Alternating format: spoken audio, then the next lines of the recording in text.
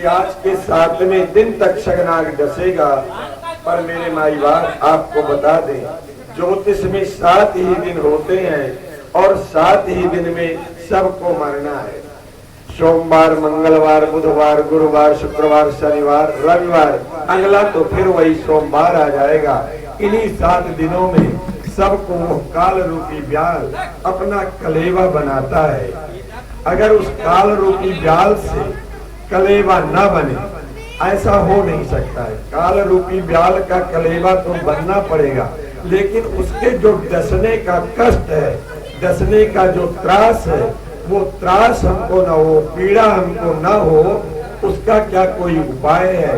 तो हमारे ऋषि महर्षियों ने श्रीमद् भागवत महापुराण की रचना की कि जिससे उसे मृत्यु का भय दूर हो जाए, मरने का डर समाप्त हो जाए। निवेदन करूं, जब तक प्राणी जवानी में रहता है, कोई बात पड़ जाए तो वो ये कह सकता है कि मैं आत्महत्या कर लूंगा, लेकिन जैसे जैसे मृत्यु निकट आने लगती है, वैसे वैसे मृत्यु से भय लगने लगता है।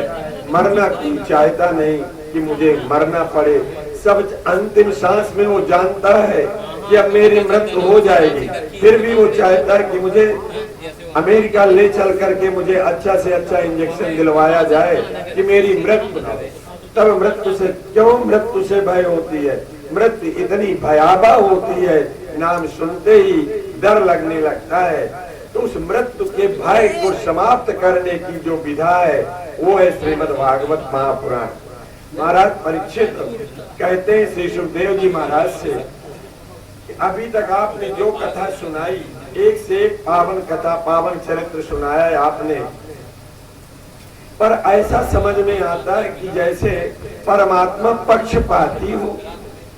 कहने को तो ये है कि परमात्मा समदर्शी है, पर हम जितना आपने लीला वृत्तांत सुनाया, उसमें हमको लगता है कि परमात्मा पक्षपाती है, देवताओं का पक्ष करता है और राक्षसों के साथ अन्याय करता है, राक्षसों के साथ मारपीट काट करता है, ऐसा लगता है।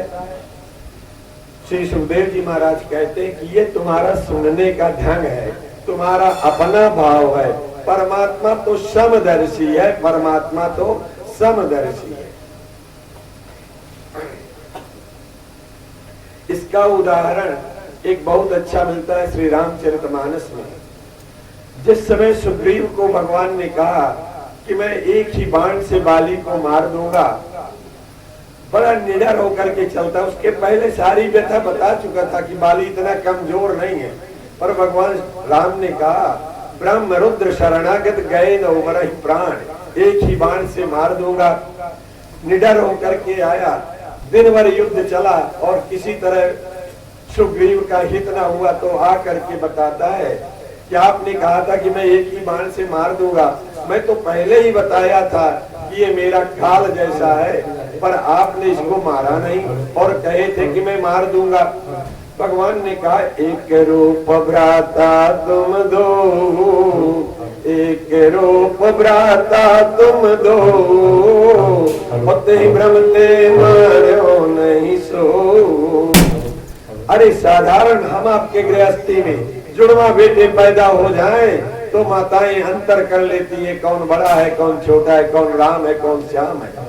क्या वो परमात्मा बाली और सुग्रीव में अंतर नहीं जानता है? वो जानता है, और वो ये दिखाना चाहता कि मैं सबका एक जैसा हूँ, सबके लिए मैं समान हूँ।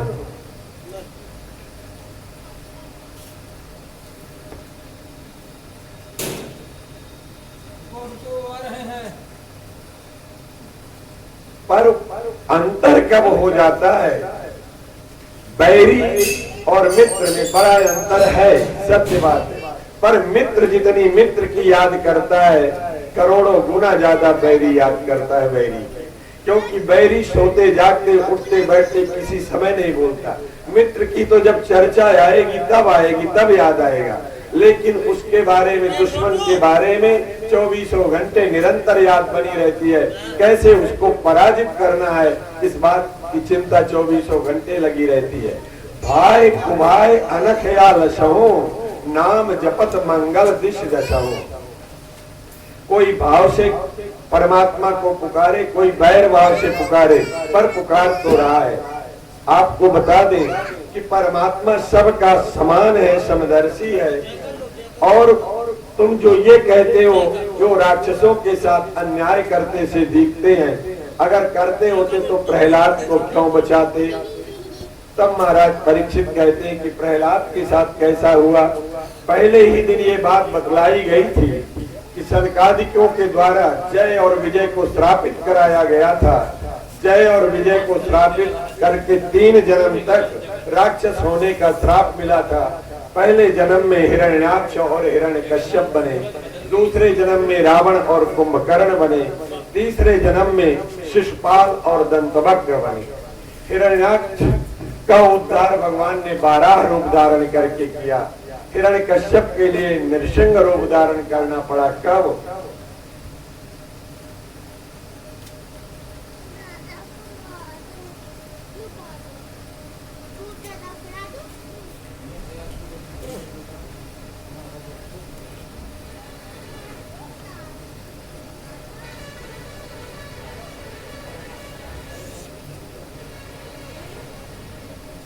जिस समय हिरण्यकश्यप देखा कि मेरे भाई को भगवान विष्णु ने 12 रूप धारण करके मारा है, तो भगवान विष्णु से अपने भाई का बदला लेने के लिए कुछ करना चाह रहा है। पर उसके पहले आज अपनी माता, अपनी भातृवधू, अपनी पत्नी सबको बैठाकर, परिवार को बैठा करके इतना सुंदर निर्मल उपदेश किया कि मेरे भाई के मरने के बारे में चिंता करने की आवश्यकता नहीं है। जो जन्मा है वो जाएगा, एक न एक दिन जाना तो सबको पड़ेगा। पर मेरा भाई वीरगति को प्राप्त हुआ है, वीरगति का प्राप्त करने पर उसे वैकुंठ प्राप्त होगा, इसलिए उसकी चिंता नहीं करनी चाहिए। यहाँ ये बात सिद्ध होती है कि पर उपदेश कुशल बहु तेरे, दूसरों को उपदेश करना बड़ा सहज है। पर जे आचरित नर न गने रे, जे आचरित नर न गने रे, अपने जीवन में उस बात को उतार लिया जाए, ये इतना सहज नहीं होता है। ठीक हिरण्यकश्यप इन सब लोगों के पास वैराग्य की बात, ज्ञान की बातें तो किया, लेकिन बाहर निकल करके सोचा कि अब क्या किया जाए कि विष्णु से बदला ले लिया जाए। तुरंत ही चल देता है तपस्या करने के लिए मंदराचल पर्वत की ओर। उसके पहले इतना अपना आतंक फैलाया कि सब देवताओं को, सभी महात्माओं को जय विधि हो धर्म निर्मूला, जिस विधि से धर्म निर्मूल हो जाए वो सारे कृत्य करने लगा। आज के बाद कोई ओम नमो भगवते वासुदेव नहीं बोलेगा, आज के बाद कोई विष्णवे नमः स्वाहा नहीं बोलेगा। अगर किसी को यही कहना है तो आज के बाद हिरण्यकश्यपाय नमः कहेगा, हिरण्यकश्यपाय स्वाहा बोलेगा। जय विधि हो धर्म निर्मूला, जिस तरह से धर्म की जड़, विष्णु की जो जड़ है वो है धर्म। स्वाहा स्वधा, आगंतुकों की सेवा करना, ये भगवान विष्णु की जड़ है। इनको काट दिया जाए तो पेड़ अपने आप समाप्त हो जाएगा, सूख जाएगा। जिस समय मंदराचल पर्वत की ओर जाने लगा, उसी समय इसकी पत्नी का नाम था कयाधु। कयाधु गर्भवती थी और देवताओं ने देखा कि अब वो चला गया मंदराचल पर्वत की ओर, तो कयाधु गर्भवती है, इससे जो पैदा होगा राक्षस ही पैदा होगा। ऐसा सोच करके कयाधु को मारने के लिए देवता लिए जा रहे थे। हमारे शास्त्रों में देवताओं को स्वार्थी कहा गया है। स्वार्थी अपना काम सिद्ध करने की ही विधा ये जानते हैं, इस तरह से इनका काम हो जाए। इतने में नारद बाबा मिल गए। नारद तो वैष्णवा नाम अग्रगण्य है, वैष्णवों में सबसे पहले अगर गिनती होती है तो नारद की गिनती होती है। नारद ने पूछा इंद्र से कि तुम क्यों इसको लिए जा रहे हो? बोले इसके गर्भ में राक्षस का अंश पनप रहा है, इससे राक्षस ही पैदा होगा, इसलिए इसको मार देना है। बोले इसी के अंश से तुम्हारा कल्याण होगा, इसी से, इसके अंश से ही तुम्हारा कल्याण होगा। और नारद बाबा अपने आश्रम में ले जाते हैं कयाधु को और कहते बेटी तुम यहाँ सुख के साथ रहो।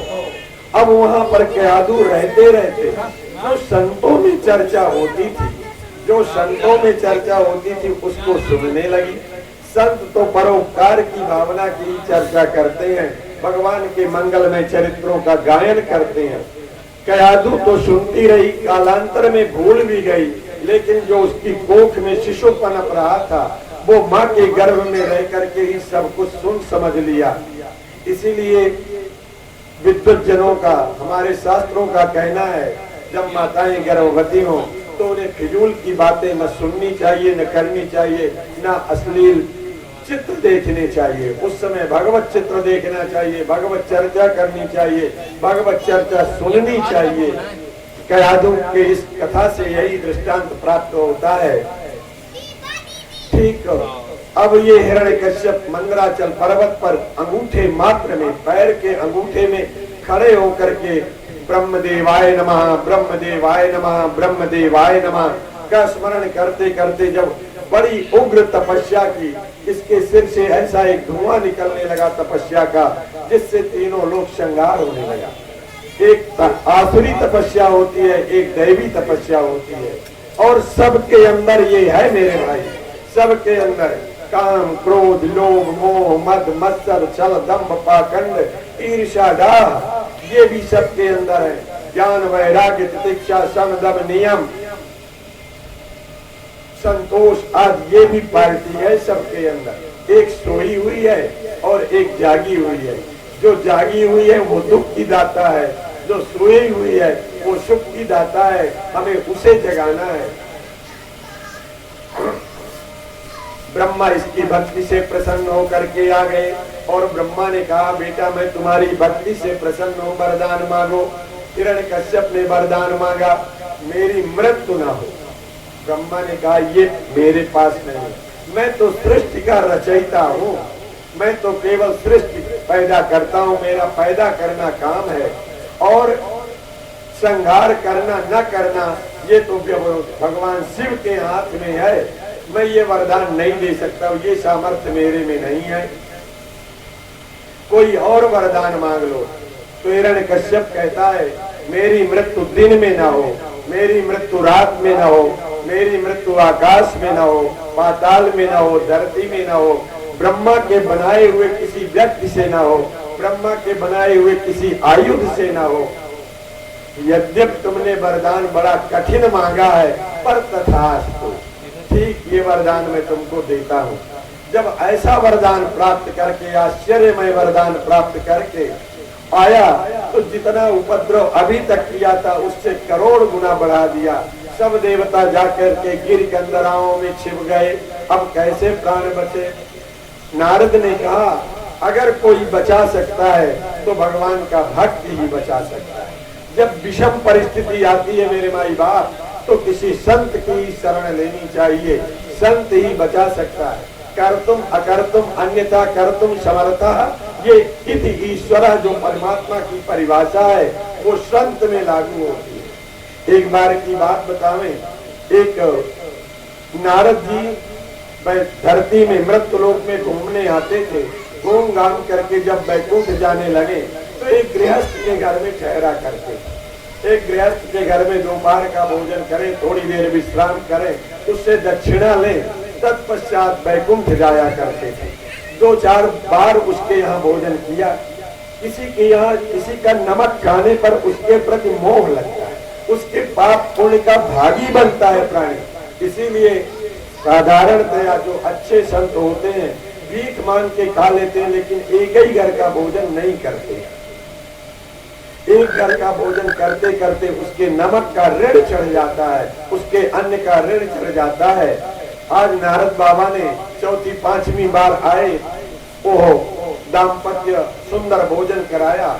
जब विश्राम करने लगे तो नारद ने कहा, मुझे आते जाते बहुत दिन हो गया, तुम्हारे कोई बेटा बेटी नहीं क्या? बच्चों की किलकारी नहीं सुनाई पड़ती? थोड़ा रो पड़ा। बोले महाराज आप ना बैकुंठ जाते हैं, भगवान से मेरे लिए भी कोई संतान मांग ले, भगवान से मेरे लिए भी संतान मांग ले। नारद ने निश्चित कर लिया, इस बार जाते ही भगवान विष्णु से इसके लिए पुत्र मांगूंगा। जैसे ही वहां पहुंचे भगवान विष्णु, आओ नारद, तुम्हारे आने से त्रैलोक्य का समाचार मिल जाता है, कहो मृत्युलोक का क्या हालचाल है? बोले और तो सब ठीक है, जैसी आपकी लीला सब ठीक ही है, आप जो करें, परम स्वतंत्र न सिर पर कोई। पर महाराज एक विनती है, बताओ क्या है? बोले आते जाते मैं एक गृहस्थ के यहाँ ठहरता हूँ, बड़ी पवित्र गृहस्थी है उसकी, लेकिन कोई संतान नहीं है महाराज, उसे संतान दे दीजिए। भगवान ने ध्यान लगा के देखा, बोले नारद उसके 7 जन्म तक अभी संतान नहीं होगी। इस जन्म की बात क्या, अभी 7 जन्म तक कोई उसको पुत्र नहीं प्राप्त होगा। नारद खिन्न मन हो गए, बोले अब मैं उधर से नहीं जाऊंगा, अब उसके यहाँ कभी न जाऊंगा। हुआ क्या, जब नारद चले गए तो 2-4 दिन बाद एक पागल सा व्यक्ति दरवाजे से निकला। पागल सा एक व्यक्ति, दाढ़ी जटा रखाए, नहाया धोया कई दिनों से नहीं, और दरवाजे से जितनी रोटी उतने लड़के, जितनी रोटी उतने लड़के, जितनी रोटी उतने लड़के, जितनी रोटी उतने लड़के, ऐसा कहते हुए निकला। उस घर की गृहिणी जो थी, भोजन के बाद 2 रोटी घर में बची थी, ले जा करके दे दिया। कालांतर में 1-1 वर्ष के उपरांत 2 बालक पैदा हो गए। अब नारद बाबा भगवान विष्णु की बात को सुन करके और उस गृहस्थ के यहाँ आना जाना बंद कर दिए। लेकिन 4-6 साल बाद उसका पुण्य, जो नारद की सेवा किया था, उसका पुण्य नारद के अंदर आकर के लगा। बोले चलो एक बार एक और देख ले, अब बूढ़ा हो गया होगा, सियाना हो गया होगा, मेरी बड़ी सेवा की। इस बार जब आए नारद को, तब से वो टकटकी लगाए था, जब कहे थे कि मुझे पुत्र दे देना, भगवान विष्णु से मांग लेना, तो अब वो गृहस्थ तो ये मानता था कि नारद के कारण हुआ है, नारद भगवान के कारण मेरे लड़के पैदा हुए हैं। वो क्या जाने कि क्या तमाशा हो गया। जब आज नारद आए तो बड़ी प्रसन्नता के साथ उनका स्वागत किया। कुछ देर बाद देखा आंगन में 4-6 लड़के खेल रहे हैं। नारद से रहा नहीं गया, पूछा ये किसके लड़के हैं? बोले महाराज आपकी कृपा से, जैसे ही आपसे कहा कि मेरे लिए भी भगवान विष्णु से संतान मांग लेना, तो एक-एक करके 1-1 साल में मेरे, आप बहुत दिनों से आए नहीं, मैं बड़ी प्रतीक्षा में था, तो 2 मेरे हैं। और जब घर में बालक हो जाते तो पड़ोसियों के भी आ जाते। अगर अपने घर में जो वस्तु ना हो तो पड़ोस की नहीं आ सकती, पड़ोस के बच्चे खेलने नहीं आते, तो कुछ पड़ोसियों के हैं। और नारद बाबा बहुत नाराज हुए भगवान विष्णु के ऊपर। मैं जाके बोला कि उसको संतान दे दो, तो कह दिए कि 1 जन्म नहीं 7 जन्म नहीं होना है, और इसके तो इसी जन्म में 2-2 आंगन में खेल रहे हैं, जब देखो तब मेरी नाक कटवाते रहते हैं, आज मैं छोड़ूंगा नहीं।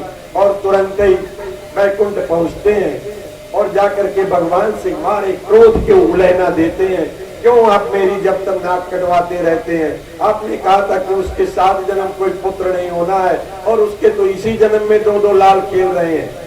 अरे नारद नाराज मत हो, हम उसके कर्म में, उसकी भाग्य रेखा में 7 जन्म तक कोई पुत्र नहीं था, लेकिन कोई महात्मा दे दिया होगा तो मैं क्या करूं, कोई संत दे दिया होगा तो मैं क्या करूं। कर तुम अकर तुम अन्यथा कर तुम समर्था इति ईश्वर। ये संत में परिगुण लागू होता है, ये परिभाषा संतों की होती है। वो जो चाहे सो कर सकते हैं, जो हो सकता है वो कर देंगे, जो नहीं हो सकता वो कर देंगे, और इन दोनों के परे करने की क्षमता केवल संत में होती है, केवल संत में होती है। अब महाराज हिरण्यकश्यप आकर के अपना आतंक फैला दिया। देवता जितने साधु संत थे वो गिरकंदराओं में छिप गए। और उसी समय जब ये मंदराचल पर्वत पर तपस्या कर रहा था, नारद बाबा के आश्रम में कयाधु ने पुत्र को जन्म दिया। उसका नाम यहाँ पर रखा गया प्रहलाद। यद्यपि इसके 4 बेटे थे। प्रहलाद उसे कहते हैं जिसका आह्लाद कभी समाप्त न हो, निरंतर जिसकी आंतरिक प्रसन्नता न समाप्त हो, उसे प्रहलाद कहते हैं। परमात्मा ने जो कुछ भी दिया है, अपने अंदर की प्रसन्नता को किसी समय समाप्त नहीं करना चाहिए। ये दैवी संपत्ति है, परमात्मा की संपत्ति है। प्रहलाद नाम था इनका। जिस समय ये आए, पता लगाया कि मेरी पत्नी कहाँ है, पता चला नारद के आश्रम में है, तो थोड़ा नारद के प्रति इसको मोह हो गया, नारद के प्रति ये थोड़ा दयालु हो गया। अपनी पत्नी को लाया। इनके जो गुरु हैं राक्षसों के, उनका नाम है शुक्राचार्य। शुक्राचार्य जी के 2 बेटे थे, संड और आमर। मामा जी एक बार बना दिया जाए, एक बार बना दिया जाए, और अगर आप इधर उधर देखोगे, मेरी कथा ना अच्छी लगती हो तो ना सुनिएगा, डिस्टर्ब होता है तो मैं भूल जाता हूँ कि मैं कोई भगवान थोड़ी ना हूँ, कथावाचक हूँ, कथावाचक। और वृंदावन बिहारी लाल की जय। क्या कह रहा था अभी मैं क्या कह रहा था, क्या कह रहा था मैं अभी?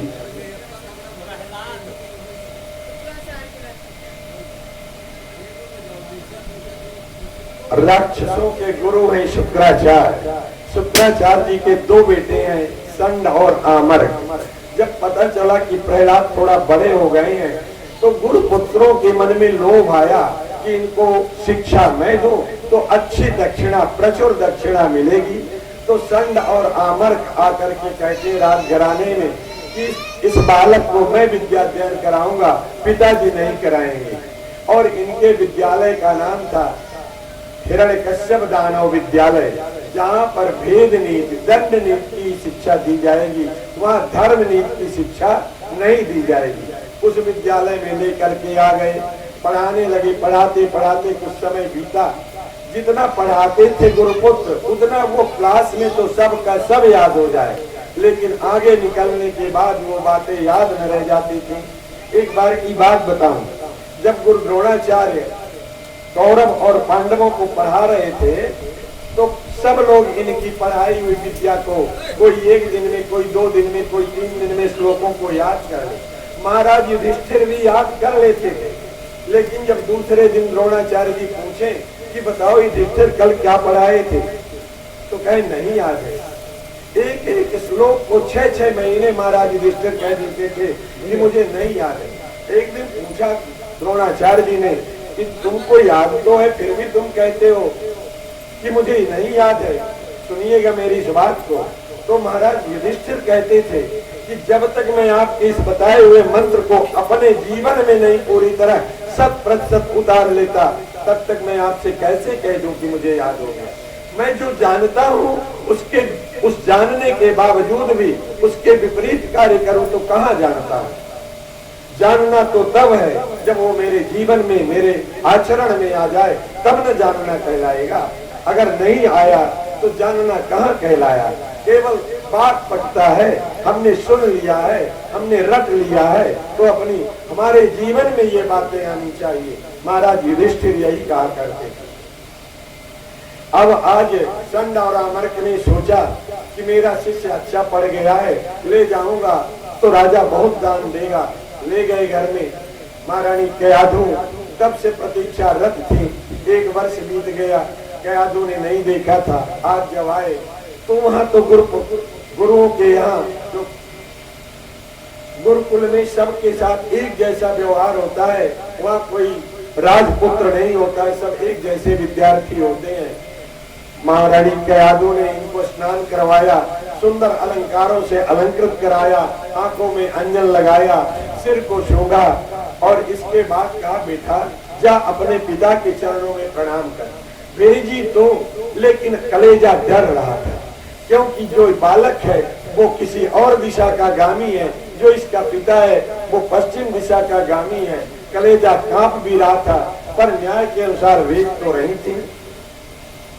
जैसे ही पहुंचे वहां जाकर के अपने पुत्र को देख करके हिरण्यकश्यप को भी पुत्र मोह उमड़ा और बढ़िया तुरंत अपने अंक में आरोप करके बैठा करके सिर शोग करके चुम्बन ले करके पूछा बेटा तुमने जो गुरुपुत्रों के यहाँ जाकर के गुरुकुल में जो अच्छी शिक्षा प्राप्त की हो वो तुम मुझे बता दो।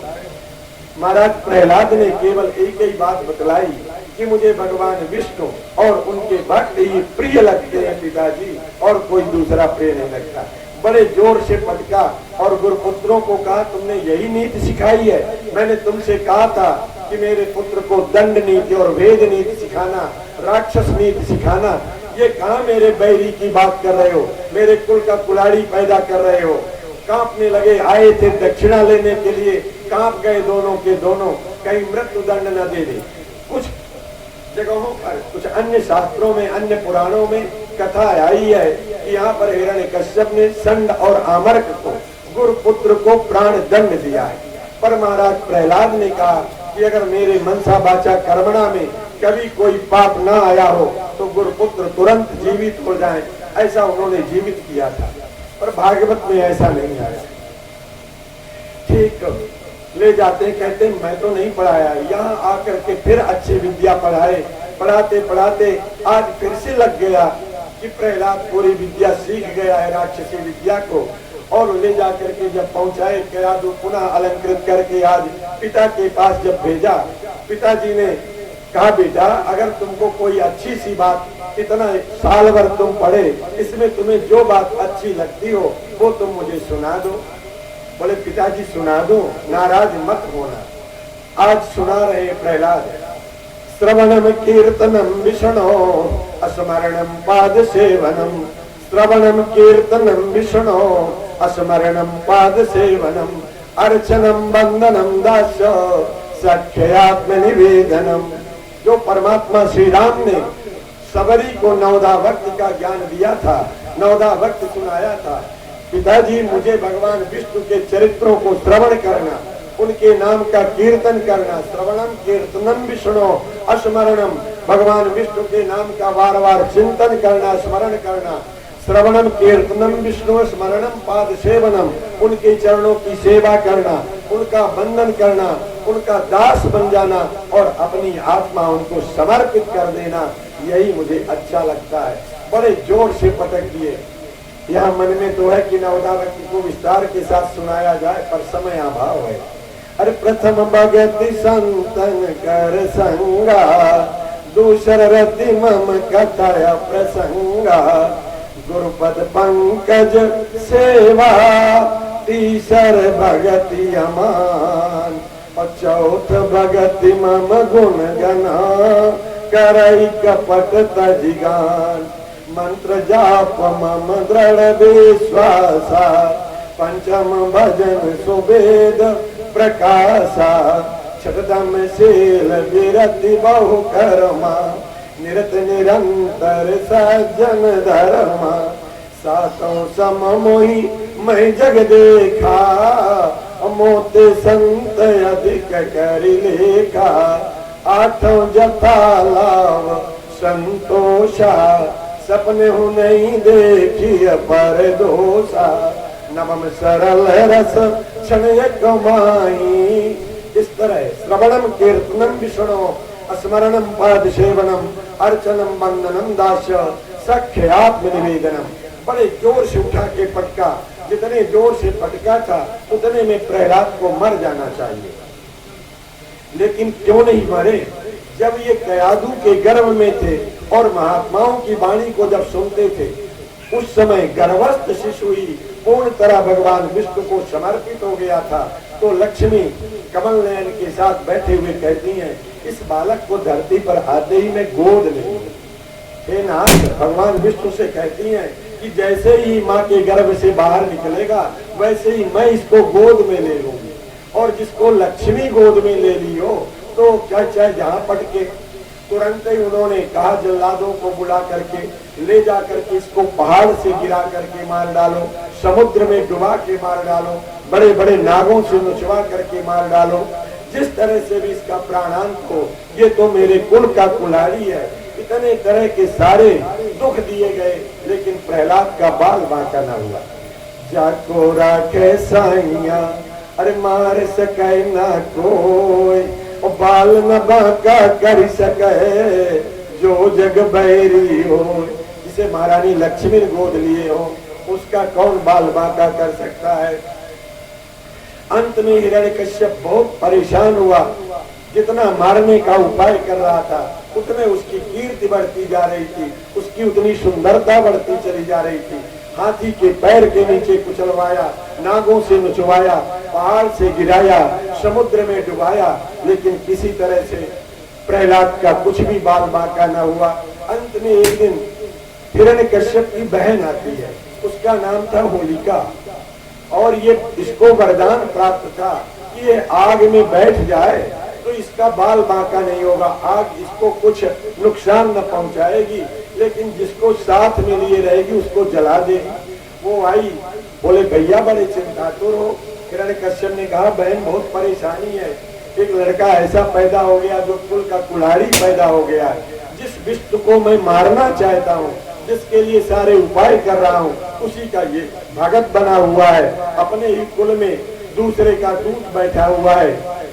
दूसरों से उतना डर नहीं होता है जितना अपनों से होता है, जितना अपनों से भय होता है उतना दूसरे से भय नहीं होता है।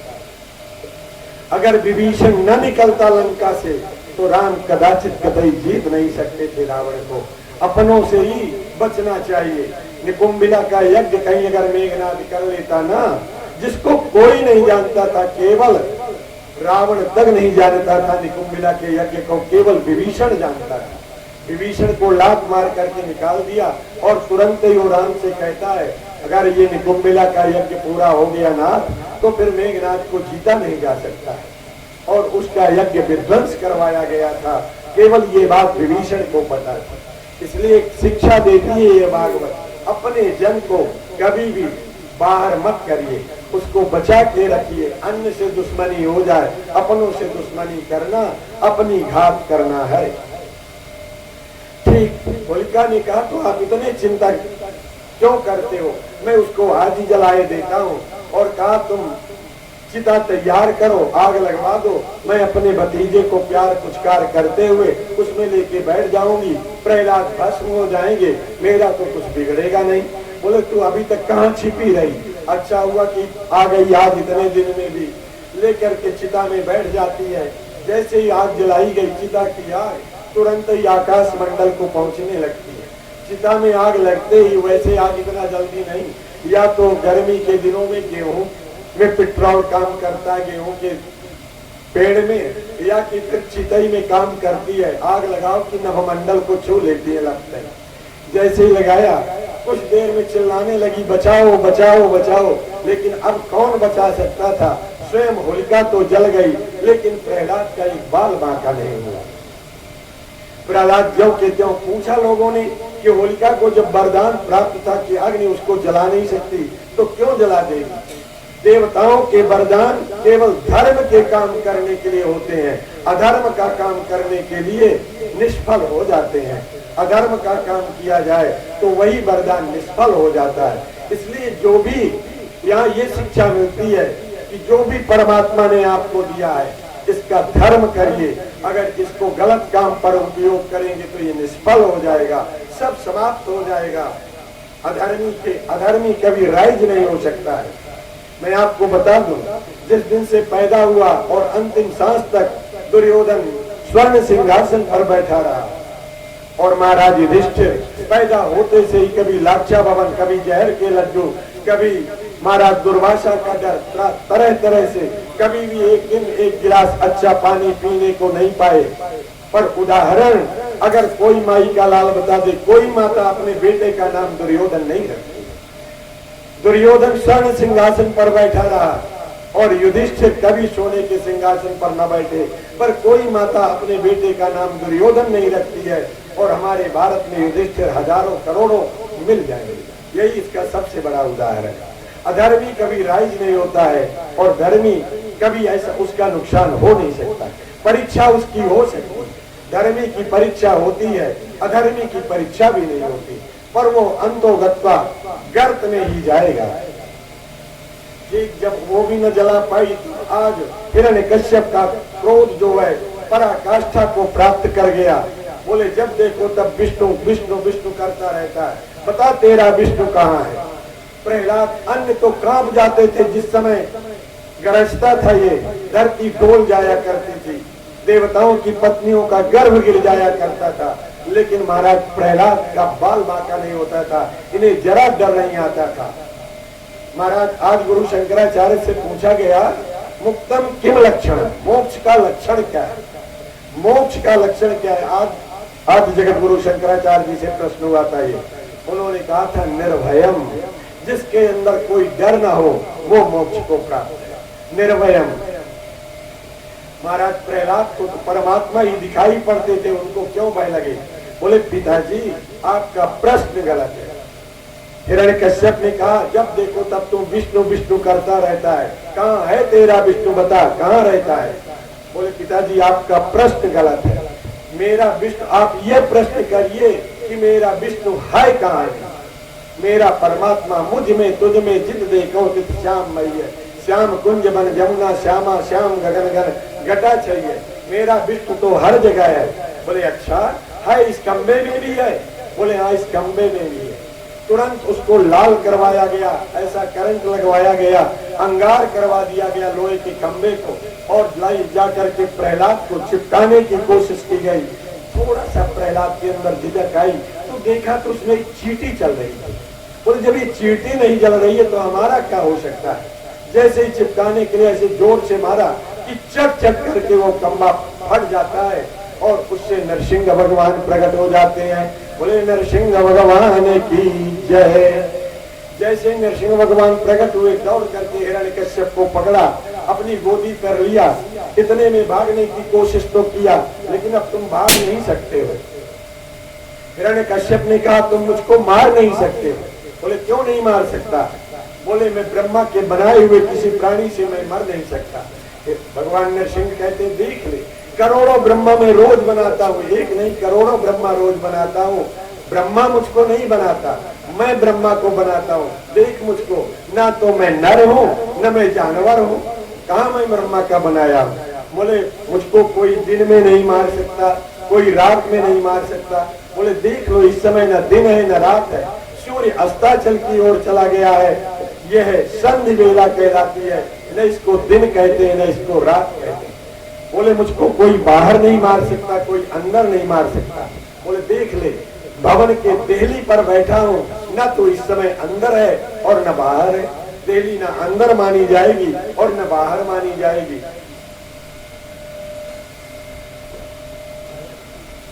अभी भगवान का हो जाएगा।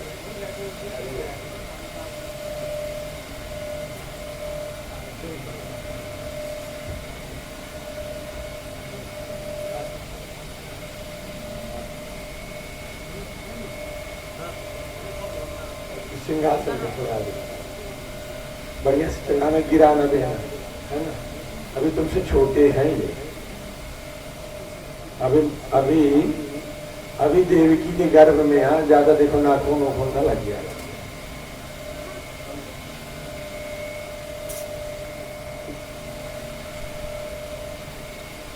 ना तो तुम मुझको बाहर मार सकते हो न भीतर, तुम देहली में बैठे हो। न तो कोई मुझको ऊपर मार सकता है, न बाहर नीचे मार सकता है, आकाश पाताल धरती में कहीं नहीं मार सकता।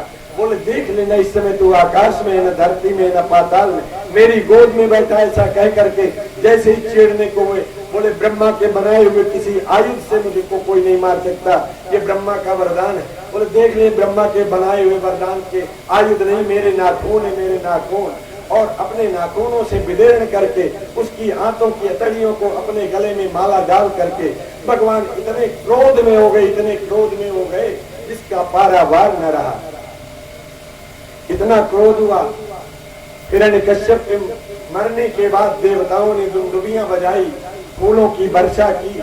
इसके बाद अब सब आते हैं यहाँ पर, किन्नर नाग देवता मुनि गंधर्व सब आकर के भगवान विष्णु की, नरसिंह भगवान विष्णु की स्तुति गाते हैं, पर देख करके दूर खड़े हो जाते हैं। किसी की हिम्मत नहीं पड़ रही है। इस समय जंगली बाहर के उस जिसमें धारी होती, धारीदार बाघ को कोई देख लेना, सारे कर्म हो जाते हैं। उस बाघ को देख करके कोई पास में नहीं आ रहा है, सब दूर से ही स्तुति कर करके चले जाएं। इतने में सोचा कि अब इनके क्रोध को कैसे शांत किया जाए। तो महारानी लक्ष्मी के पास पहुंचते हैं। बोले तुम्हारे तो पति हैं, इस समय नरसिंह का रूप धारण किए हुए हैं, तुम चलो उनको शांत करो, उनके क्रोध को। महारानी लक्ष्मी जी ने कहा मेरे पति हैं, मैं अभी उनको ठिकाने लगाता हूँ जो उनको क्रोध हो गया है। चाहे कितना क्रोधी हो कोई, बाहर चाहे कितना कहे रेण सिंह को मार के आए, दतोर सिंह को आए, लेकिन जैसे ही आए और घर में प्रमदा ने थोड़ा सा तिरछा करके देखा ना, उसी समय सारा का सारा समाप्त हो जाता है। लगता है कि पंडित जी ऐसे कहते होंगे, हमारे शास्त्रों में लिखा है और जितने हम आप सब बैठे हैं इसके अनुभवी भी हैं अच्छी तरह से। एक बार भगवान नारद आए द्वारिका, और द्वारिका में आकर के उन्होंने पारिजात का एक फूल लेके आए। पारिजात का फूल भगवान को लेके आए, लेकिन संयोग से पहुंच गए भगवान के पास और भगवान को पारिजात का पुष्प दिया और भगवान ने ले जाकर के वो रुक्मिणी को दे दिया। और उसके बाद नारद तो आए थे आज झगड़ा ही कराने के लिए। नारद बाबा इतना किए और चले गए। सत्यजित की बेटी का क्या नाम था, सत्यभामा। सत्यभामा के महल में पहुंच गए। सत्यभामा से कहा, मैं एक स्वर्ग का पुष्प लाया था देवी तुम्हारे लिए, लेकिन पहले भगवान कृष्ण मिल गए तो उनको दे दिया, और वो तो सबसे ज्यादा केवल रुक्मिणी को ही मानते हैं। इतना सुंदर फूल लाया मैं आपके लिए था और उन्होंने दे दिया रुक्मिणी को। सो सत्यभामा कोप भवन में चली गई, सारा श्रृंगार उतार दिया, कोप भवन में पहुंच गई। जब थोड़ी देर बाद भगवान कृष्ण पहुंचे तो बोले, हमारे लिए पुष्प लाए थे नारद बाबा स्वर्ग का, और आप तो केवल महारानी रुक्मिणी को मानते हैं, हम तो आपकी कुछ लगती नहीं है। भगवान ने कहा, नहीं देवी, तुम तो सबसे ज्यादा प्रिय, वो तो ये फूल था, मैं तो तुम्हारे लिए पारिजात का पेड़ लाना चाहता हूँ और तुम्हारे भवन के सामने चाहता हूँ। किस तरह मनाए? थोड़ा सा परिहास कर दिया। अब सत्यभामा पीछे पड़ गई। जैसे ही 2-4 दिन बीते, बोले आपने कहा था कि मैं पारिजात का पेड़ ला दूंगा, तो आप पारिजात का पेड़ नहीं लाई। एक दिन फिर रुक गई 2-4 महीने में। आज भगवान अपने विमान में बैठ करके सत्यभामा को लेकर के तमाम त्रिलोकी का दर्शन कराते हुए इंद्र के यहाँ पहुंचे। सुनिएगा, इंद्र के यहाँ जब पहुंचे, इंद्र ने बड़ी आवभगत की, बड़ा सेवा शुश्रूषा किया, इंद्राणी ने भी किया। जब चलने लगे तो इंद्र ने कहा, महाराज क्या सेवा करूं आपकी? सो महारानी सत्यभामा ने कहा, अब क्या, अभी तो मौका ही है, तुरंत ही मांग लो, इस पारिजात को ले चलो। भगवान ने कहा, ठीक, मांगे लेते हैं। इंद्र से कहा, और तो कुछ नहीं चाहिए, द्वारिका में पारिजात नहीं, पारिजात का पेड़ दे दो।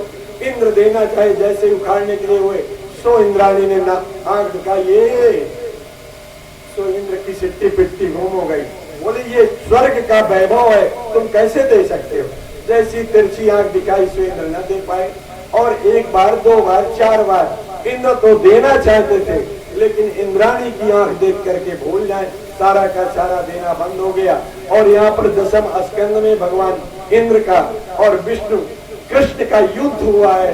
युद्ध के बाद उन्होंने पारिजात को लाया है द्वारिका में, बिना युद्ध के नहीं आया है। तो इसी तरह से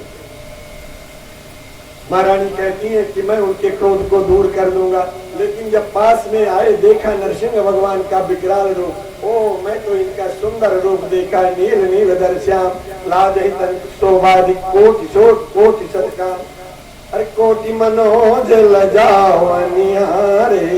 करोड़ों कामदेव को लजा देने वाले रूप लावण्यता को मैंने देखा है। मैं तो इनके पास नहीं जा सकता, कहीं एक हाथ रख दिए तो साड़ी तो फाटी गई, फटेगी फटेगी, पूरी पीठ की चमड़ी फट जाएगी। ये इतने बड़े बड़े नाखून तो मैंने कभी देखा ही नहीं, क्या किया जाए? तो जब पति पत्नी में झगड़ा हो जाता है, नहीं मानते पति पत्नी एक दूसरे को, तो कुछ देर बाद पत्नी फिर पति को मनाना चाहती है। तो पति को मनाने के लिए उपाय जानते हैं क्या करती हैं? छोटे वाले लड़के को एक चांटा जोड़ कर मारती हैं, और फिर जब मारते हैं तो वो लड़का उसी के आंचल में जाता है, कहीं और नहीं जाता। भलाई माँ की मार को खाता है, पर जाता माता के पास है, वो करते हुए मातारी की तरफ, माँ की तरफ भी जाता है। तो जैसे एक चाटा महारानी लक्ष्मी ने प्रहलाद को मारा, तो जब लड़का को मार देती है तो वो लड़का जब माँ की तरफ जाता है तो धक्का देती है, और वो पिता के पास जाता है। पिता का सारा क्रोध समाप्त हो जाता है, गोद में ले लेता है, और जो अभी पूर्व का झगड़ा था वो सब समाप्त हो जाता है। ठीक इसी तरह से लक्ष्मी जी ने भी किया। इन्होंने प्रहलाद को कहा, बेटा इस समय केवल तुम ही इनके क्रोध को शांत कर सकते हो और कोई नहीं। जैसे ही अभी मैंने बताया ना, मोक्ष का लक्षण क्या है? बोले, मेरे भयम, जिसके अंदर कोई भय न रह जाए, कोई संशय न रह जाए, कोई डर न रह जाए। महाराज प्रहलाद जाते हैं, नरसिंह भगवान के चरणों में जैसे ही प्रणाम किया, वैसे ही नरसिंह भगवान के उस बाघ के आंखों से आंसू झरने लगा, सारा का सारा क्रोध समाप्त हो गया। लेकर के और दोनों हाथ से पकड़ करके अपनी जीभ से चाटने लगे और कहते हैं, प्रहलाद तो मुझे क्षमा कर। आज तक जितने भी शास्त्रों में जितने भी भक्तों की भक्ति देखी होगी, सबने भगवान से कुछ मांगा है।